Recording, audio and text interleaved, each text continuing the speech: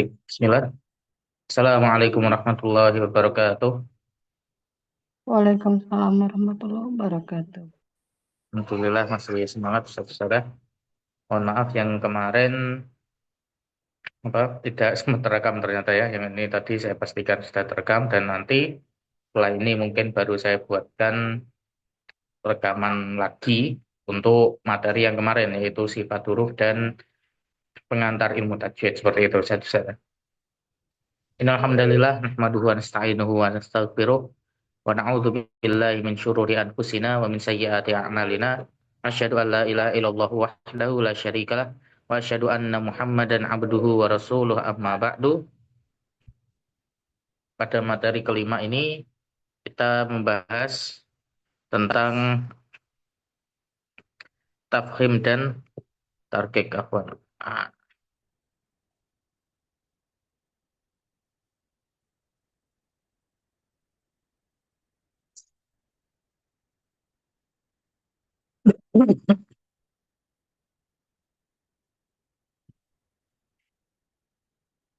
Jadi Ustaz-Ustaz sekalian langsung kita mulai ya.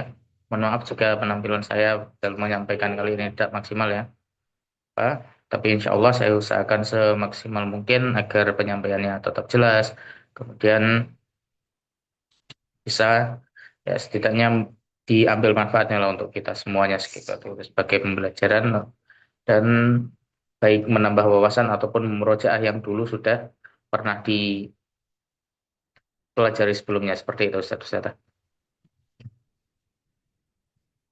Kita lanjutkan materi kelima ini membahas tentang tafkhim dan tarkik. Ini keduanya sangat penting ya dalam ketepatan membaca setiap hurufnya, kemudian ya ketepatan maknanya juga mungkin berpengaruh, kemudian keindahan bacaan Al-Qur'an. Di sini nah, yang dibahas adalah ini kesalahan dalam tafhim dan tarkik yang sering terjadi tanpa disadari. Kita mengenal dulu tafhim itu apa, tarkik itu apa. Saudara, tafhim nah, dalam membaca huruf dengan suara tebal atau penuh menggunakan rongga mulut di sini. Di dalam mulut, lidahnya itu, pangkal lidahnya itu menggembung. Jadi terdengar berat, kemudian huruf terangkat ini maksudnya apa? Pangkal lidahnya itu terangkat Ustaz. Jadi ya, intinya lebih tebal seperti itu. Ya memang tafkhim artinya tebal, suaranya tebal. Sedangkan kebalikannya yaitu tarkik, maka bacaan itu adalah tipis atau ringan. Ciri-cirinya tentu saja suaranya ringan, tipis, kemudian lidah itu tidak terangkat atau memenuhi rongga mulut.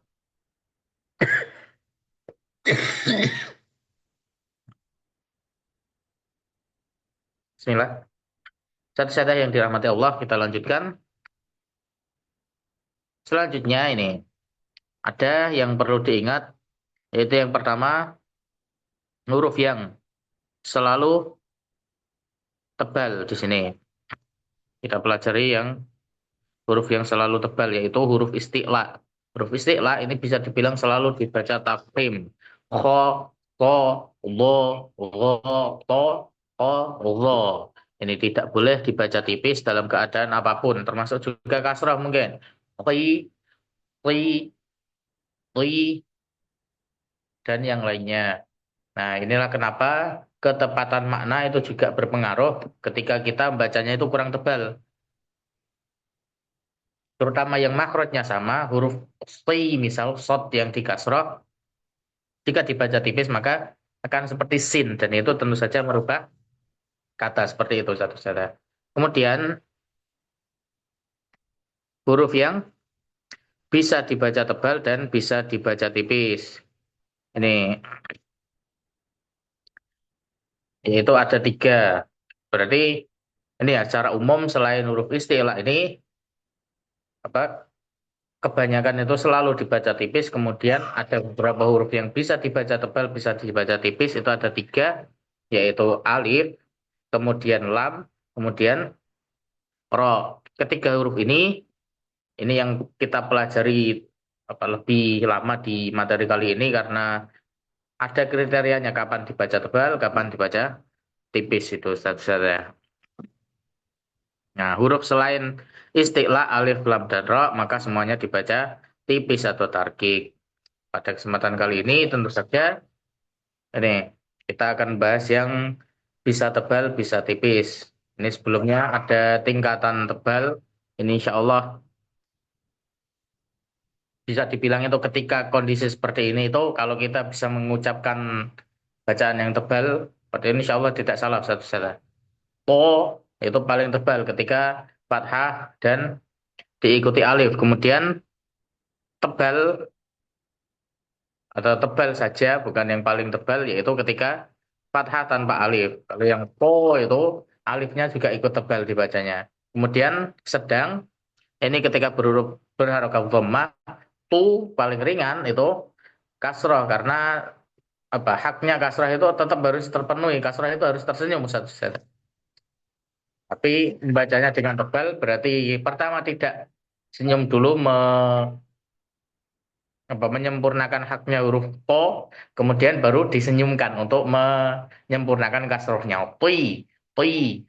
Berbeda dengan tak biasa yang ketika kasroh itu langsung senyum. Ti. Ya.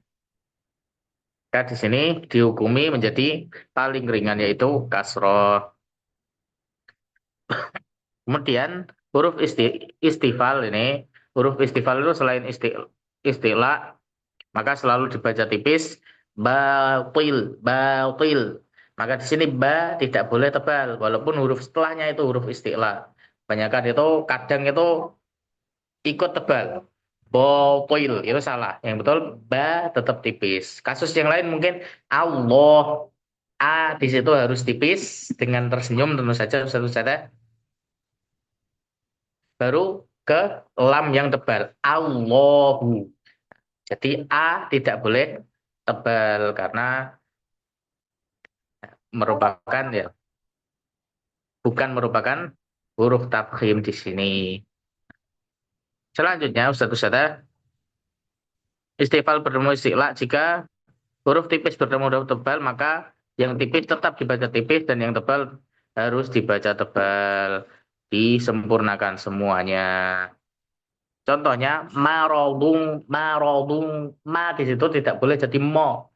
Walaupun rohnya di situ sifatnya tafkhim, termasuk ini juga Allahu a di situ juga harus dibaca tipis sempurna.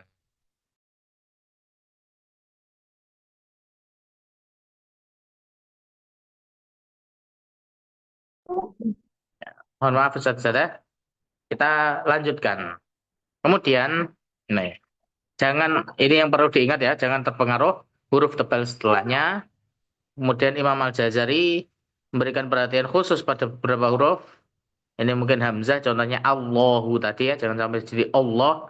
Kemudian lam yang tipis juga jangan sampai tebal, mim yang tipis jangan sampai jadi tebal, ba yang tipis jangan sampai jadi tebal, ha dan sin. Itu juga semuanya jangan jangan sampai jadi tebal. Harus dijaga tetap tipis, tidak boleh terseret menjadi tebal walaupun huruf sebelumnya atau huruf setelahnya itu tebal. Nah, khusus ba dan jim ini terdapat penekanan penting dari Imam Al-Jazari harus jaga syiddah atau tertahan, kemudian jahar tidak boleh keluar anginnya.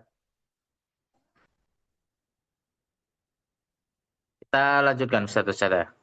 Ini munculnya sifat hamas tidak boleh baca ini ya kemarin sudah kita bahas itu berarti salah. Kemudian cara membaca benar yaitu suara tertahan atau syiddah, kemudian jangan ada hembusan nafas, berarti tidak hamas dan berbunyi jelas dan tegas. Maksudnya gimana? Ba ya harus benar-benar terdengar ba, nggak boleh pa misalnya itu salah. Tapi di bab tafkhim tarkik ini ya intinya tidak boleh dibalkan huruf-huruf yang tipis itu tadi Ustaz. Kemudian qalqalah ini juga ba jim dal qa ini juga dibagi menjadi qalqalah sugro dan qalqalah kubro. Sugro itu jika mati asli dan kubro jika mati karena wakaf.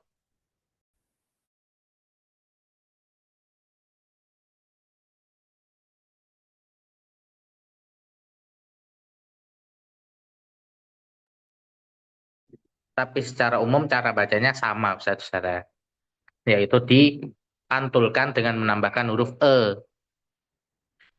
Contohnya ya, abe. Nah, di sini contoh lagi, hakpo. Nah, kalau ada tasdidnya, contohnya watabbe, maka ditahan dulu baru dipantulkan. Ini adalah materi tentang tafkhim dan tarkik kita. Kita lanjutkan langsung ke materi selanjutnya, yaitu huruf ra. Huruf ra ini, nah, yang kita bahas tadi bisa tebal, bisa tipis. Makanya kita lanjutkan bahasannya. Ra itu ini perlu kita pelajari, perlu kita ketahui tempat-tempatnya, kapan dibaca tipis, kapan dibaca tebal, agar tidak salah, terutama ketika mati. Itu banyak yang mungkin kesulitan. Ini roknya itu tebal apa tipis ya. Nah, di sini nanti akan disebutkan kapan tebal, kapan tipis. Karena rok ini sifatnya bisa tebal dan bisa tipis, tergantung tepatnya. Seperti itu, Ustaz. Nah, kita mulai dari rok yang tipis. Yang pertama adalah rok kasroh, ari. Itu dibaca tipis terus. Kemudian rok sukun yang didahului kasroh, fir, auna, fir itu tipis. Kemudian rok imalah, majeri, hari itu tipis. Tipis berarti bacanya sambil tersenyum. Kemudian rok wakaf dengan pola wakaf jika dengan pola kasroh jika nih huruf sebelum ro itu sukun dan huruf sebelumnya lagi berharokat kasroh. Contohnya asih.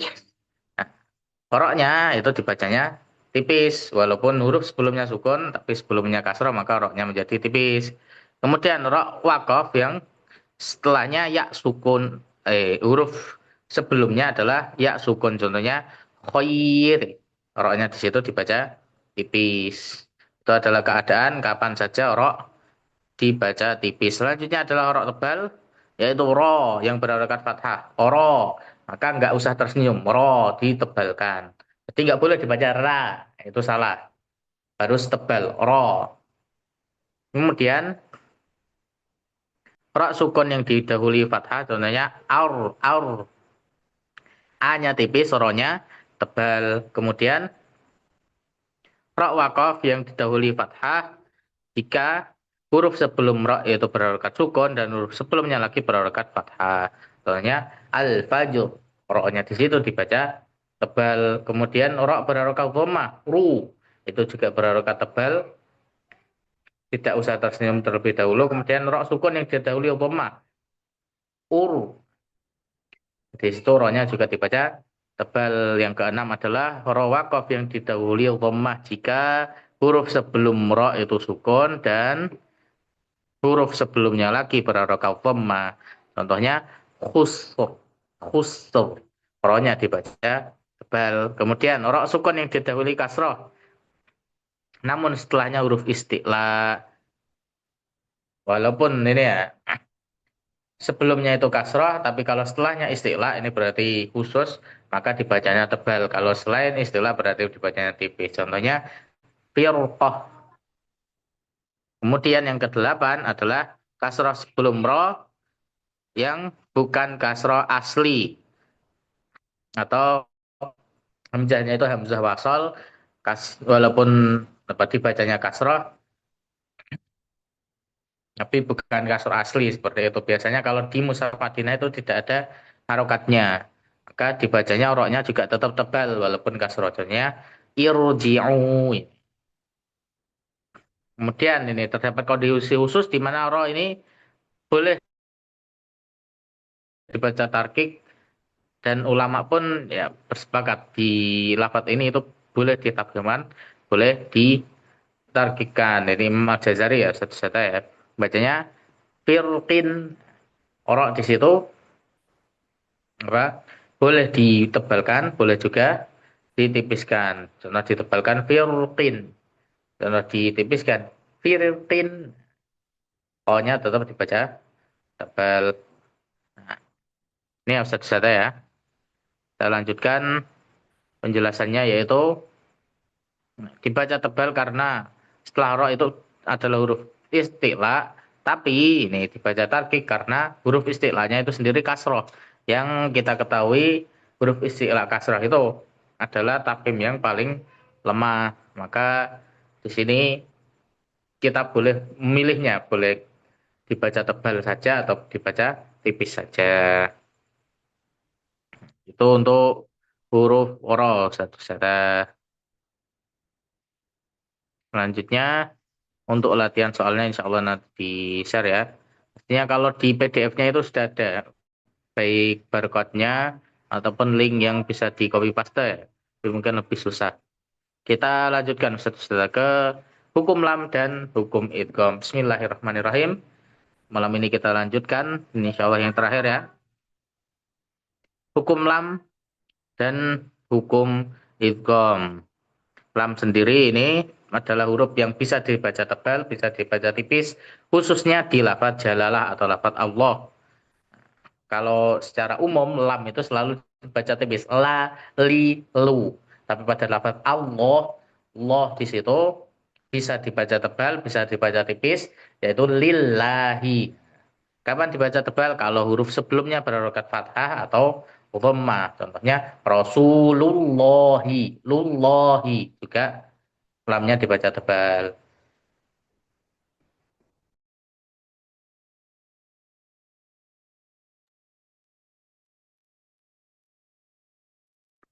Ini lam yang dibaca tebal ketika huruf sebelumnya itu fathah atau dhammah. Sedangkan yang dibaca tipis yaitu lam jalalah yang huruf sebelumnya berharokat kasroh. Contohnya adalah lillahi, lillahi. Ya Allah mudah ya, satu saja ya. Kemudian nih kita masuk ke bab idgham.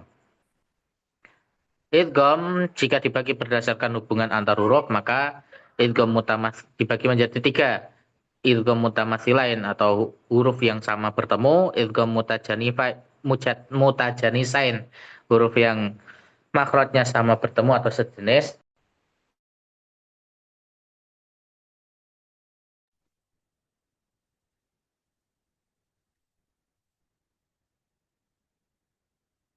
dan juga idgham mutaqarribain itu yang eh, huruf yang mendekati makrotnya atau sifatnya mendekati yang bertemu. Ini contoh-contohnya sebenarnya.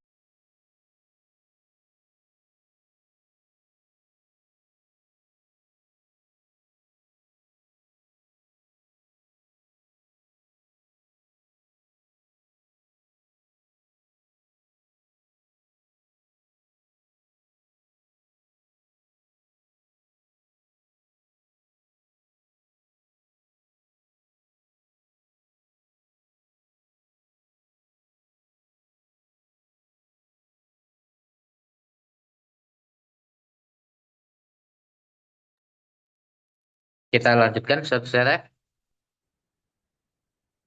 perbedaannya ini. Mutamasilain itu, nih jika huruf yang sama bertemu, contoh qad dakhalu, maka diidghamkan atau dimasukkan. Idgham itu artinya dimasukkan ya, saudara. Gimana tadi? Kan kita kehilangan jejak.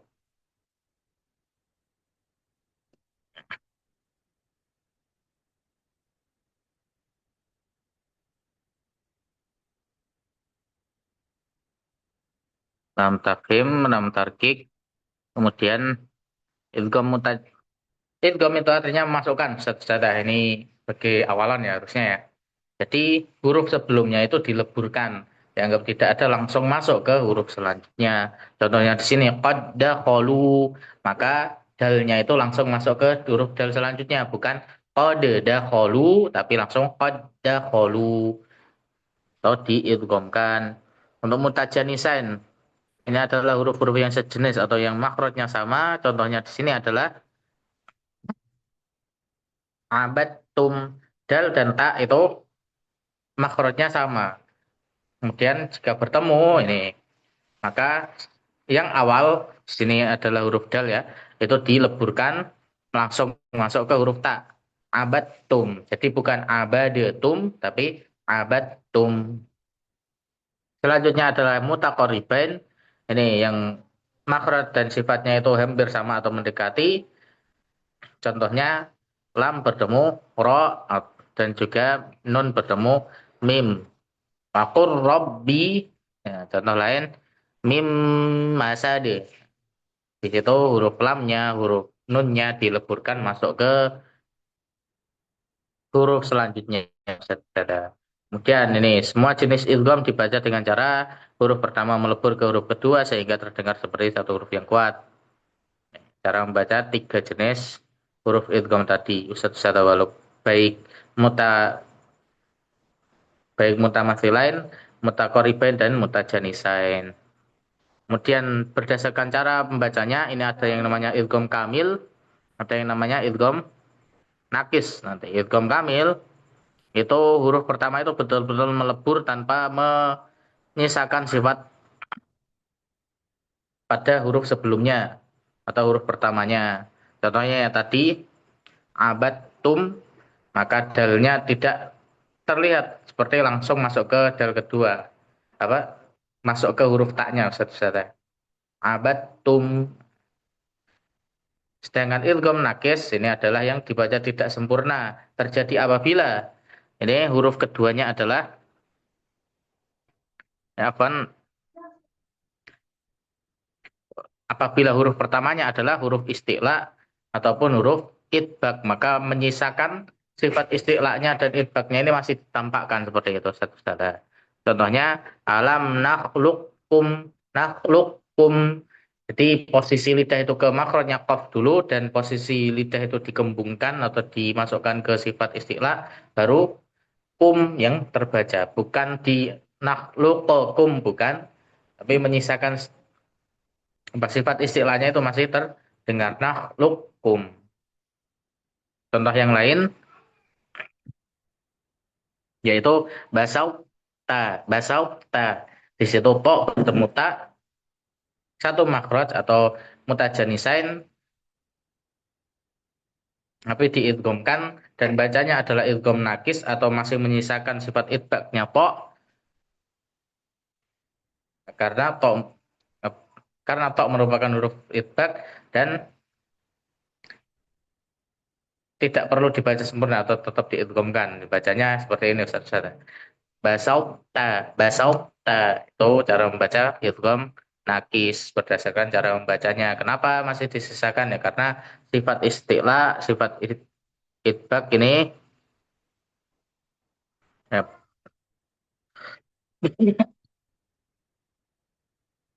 apa, ternyata masih perlu ditampakkan ketika diidghamkan ke huruf setelahnya Ustaz. Itu saja di bab idgham kali ini. Untuk bab selanjutnya insya Allah kita lanjutkan di materi selanjutnya insya Allah ya Ustaz ya. Alhamdulillah tidak terlalu lama. Apa, mohon maaf ya kalau bagi terutama bagi yang waktu Indonesia Timur, waktu Indonesia Tengah itu terlalu malam mungkin belajarannya, karena terus terang saya di pondok itu masih mengajar Ustaz, malam masih ada mengaji sampai setengah 9. Maka saya pulang dulu kemudian persiapkan Zoom-nya ini ya baru bisa memang jam 9, sekitar jam 9 kurang 10 seperti ini tadi, seperti itu. Nanti ketika hari libur mungkin hari Jumat atau hari Kamis besok saya usahakan agar mungkin bisa memulai lebih cepat lagi, nggak sampai jam 9 insya Allah. Nah, terima kasih Ustaz. Barakallahu fikum. Sekali lagi mohon maaf jika ada kesalahan saya ya. Ini tadi saya menyampaikan juga dengan maksimal. Saya mohon maaf jika kesalahan mungkin yang saya sampaikan, yang saya sebutkan tadi, dan ya banyak hal dari kesalahan saya mohon maaf sebesar-besarnya. Jika ada ibrah yang dapat diambil, semoga bisa menjadi manfaat terutama untuk diri saya pribadi dan secara umum untuk kita semuanya. Sekali lagi jazakumullah khairan. Assalamualaikum warahmatullahi wabarakatuh. Waalaikumsalam warahmatullahi wabarakatuh. Halo Ustaz. Jazakallah.